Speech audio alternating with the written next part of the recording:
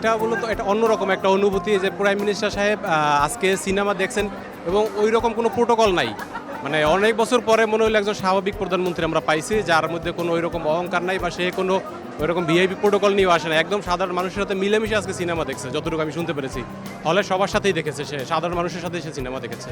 সে আমাদের সামনে থেকে কাছে খুবই ভালো লাগছে, সত্যি তাকে এত কাছ থেকে দেখে খুব আনন্দিত, খুবই ভালো লাগছে। অনেক ভালো লেগেছে যে প্রধানমন্ত্রী বাংলাদেশে হয়ে যে এবার মুভি দেখতে আসছে, এটা মানে খুবই অন্যরকম, তাই অনেক ভালো লেগেছে। এটা অনেক বেশি ভালো লেগেছে, কিন্তু যদি আরও মানুষরা যদি একটু সাইড থাকতো তাহলে উনি হয়তো বা থামতো, আমাদের সাথে কথাও বলতে পারতো।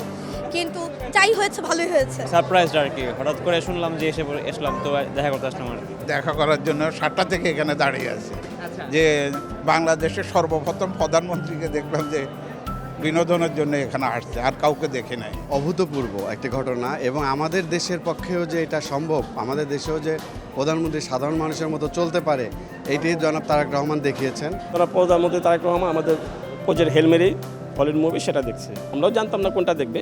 উনি হঠাৎ করে আসছে, ওনাদের লোক আসছে, আমাদের প্রজেক্ট হেলমেরি ওই মুভিটা উনি দেখে গেছে। ওনার সাথে কোনো এক্সট্রা কিছু ছিল না, উনি সাধারণ জনগণের মধ্যে এসে টিকিট কেটে মুভি দেখে গেছে।